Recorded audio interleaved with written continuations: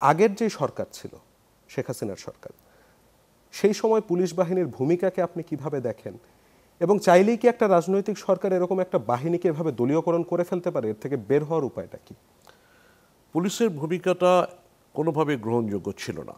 শেখ হাসিনার সরকার পুলিশকে পুলিশ হিসেবে রাখে নাই, একটি দলীয় বাহিনীতে রূপান্তরিত করেছিল এবং দলীয় বাহিনীর ভিতরেও আবার কিছু আঞ্চলিক একটা রূপ ধারণ করেছিল। আমরা পুলিশের সাথে কথা বললে আপনি জানবেন যে গোপালী পুলিশের কথা সকলেই বলে।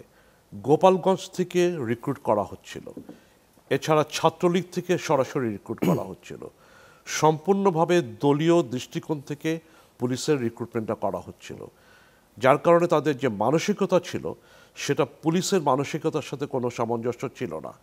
তারপরে তাদেরকে যেভাবে প্রশিক্ষণ দেওয়া হয়েছিল এবং যেভাবে তাদেরকে ব্যবহার করার জন্যে রাজনৈতিকভাবে তৈরি করা হয়েছিল, সেই পুলিশের কাছ থেকে এর চেয়ে ভালো কিছু আশা করা উচিত হবে না।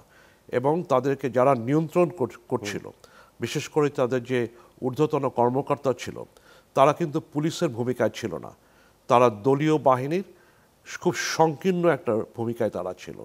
এবং তাদের উপরে যে ধরনের চাপ ছিল রাজনৈতিকভাবে, সেটা তারা সম্পূর্ণভাবে তাদের অধীনস্থ যারা সৈনিক ছিল তাদের উপর তারা এটা চাপটা দিয়ে তাদেরকে এই ধরনের কাজ করতে বাধ্য করেছে। অনেক ক্ষেত্রে তারা স্বতঃস্ফূর্তভাবে করেছে, অনেক ক্ষেত্রে তারা করতে বাধ্য হয়েছে। এখানে কমান্ড রেসপন্সিবিলিটি বলে একটা কথা আছে। কমান্ড রেসপন্সিবিলিটিকে প্রথম আমাদের এই ধরনের আওতায় আনতে হবে। তাদের জব যিনি কমান্ডটা দিয়েছেন, যিনি তাদের ঊর্ধ্বতন যে অফিসার ছিলেন, যারা এই ধরনের বেআইনি কমান্ড তাদেরকে দিয়েছে। এবং আমরা ইদানিংকালে যে ধরনের ভিডিও আমরা দেখছি, তাতে পরিষ্কারভাবে বোঝা যাচ্ছে যে এই ধরনের কমান্ড তারা সরাসরি তাদের অধীনস্থ পুলিশের উপর দিয়েছিল। এবং এখানে দেখা যাচ্ছে যে এই ধরনের যারা ছিল তাদেরকে কাউকে কাউকে জবাবদিহিতে আনা হয়েছে, তবে বেশিরভাগ এই ধরনের অফিসারদের এখনও তারা জবাবদিহিতার আওতায় আসে নাই। কেউ কেউ পালিয়ে গেছে, বা অনেককে চাকরিচ্যুত করা হয়েছে। কিন্তু চাকরিচ্যুত করাটা কিন্তু কোনো ধরনের পানিশমেন্ট হলো না, তাদেরকে সরাসরি জবাবদিহিতা আনতে হবে এবং লিগ্যাল অ্যাকশনে যেতে হবে। তাদের জন্য যে লিগ্যাল অ্যাকশনগুলো নিতে হবে, যাতে করে ভবিষ্যতে কেউ এ ধরনের কাজ থেকে বিরত হওয়ার জন্যে এটা একটা উদাহরণস্বরূপ ব্যবহার করা যেতে পারে। বাংলাদেশে বিভিন্ন সময়ে বিভিন্ন গোয়েন্দা সংস্থার কার্যক্রম নিয়ে অনেক প্রশ্ন আছে। তার মধ্যে সেনাবাহিনীর যে গোয়েন্দা সংস্থা ডিজিএফআই, এর পাশাপাশি এনএসআই আছে, ডিবি আছে, এসবি আছে। এখন সেই গোয়েন্দা সংস্থাগুলির কার্যক্রম আপনার চোখে কতটুকু পড়ছে? বর্তমানে আমরা যেটা দেখতে পাচ্ছি যে গোয়েন্দা সংস্থাগুলো যেভাবে কার্যক্রম চলার কথা সেটা ধারে কাছেও নেই। কি কি দেখে আপনার? আমরা দেখতে পাচ্ছি যে এনএসআই যে জনবল ছিল, সেই জনবল সম্পূর্ণ এখনো ফেরত আসে নাই, বা যে জনবল ছিল সেটা পুলিশের মতনই দলীয় দৃষ্টিকোণ থেকে তাদেরকে নিয়োগ দেওয়া হয়েছিল। কাজে সেইখানে একটা বড় ধরনের শূন্যতা দেখা যাচ্ছে। ডিজিএফআইয়ের ক্ষেত্রে জনবলের ঘাটতি দেখা যাচ্ছে না, বা ডিজিএফআইয়ের ভিতরে এক ধরনের স্থবিরতা দেখা যাচ্ছে।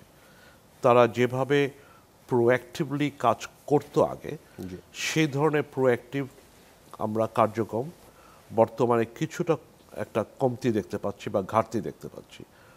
উদাহরণস্বরূপ বলতে পারি যে ধরেন সেদিন বায়তুল মোকাররমের যে পূর্বতন খতিব ছিলেন, সেদিন গোপালগঞ্জ থেকে লোকজন পালিয়ে গিয়েছিলেন, পরে আবার গোপালগঞ্জ থেকে বাসের লোক নিয়ে এসে এখানে এসে মসজিদের ভিতরে ঢুকে গন্ডগোল করলো। বাট গোয়েন্দাদের কাছে কোনো তথ্য ছিল না। গোয়েন্দারা যদি আগাম তথ্য থাকতো তাহলে তাদেরকে আগেই প্রতিহত করতে পারত সরকার। কাজে এখানে গোয়েন্দাদের যে ধরনের তৎপরতা থাকা দরকার সেটা আমরা এখন পর্যন্ত দেখতে পাচ্ছি না। তবে এটা খুবই গুরুত্বপূর্ণ, যদি সরকার সঠিকভাবে সব দিকে তাদের নজর দিতে হয় বা কাজ করতে হয়, সেখান থেকে গোয়েন্দাদের তৎপরতা বা গোয়েন্দাদের দক্ষতার কোনো বিকল্প নেই। পুলিশ বাহিনীকে বা অন্যান্য যে বাহিনী বা সংস্থাকে হাসিনা সরকার যেভাবে দলীয় দৃষ্টিকোণ থেকে ব্যবহার করেছে, তার ভিতরে একটা প্রধান অঙ্গ ছিল গোয়েন্দা বাহিনীগুলো।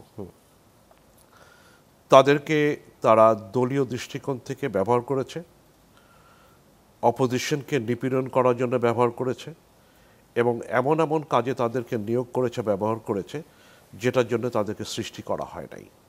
কাজে তাদের যে প্রধান যে কাজগুলো ছিল সেখান থেকে তারা অনেক দূরে সরে গিয়েছিল এবং তারই প্রতিফলন আমরা বিভিন্ন পরিস্থিতিতে দেখতে পেয়েছি।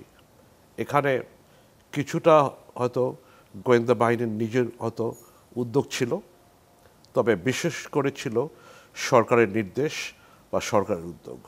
সরকার এখানে তাদেরকে সঠিকভাবে ব্যবহার করে নাই।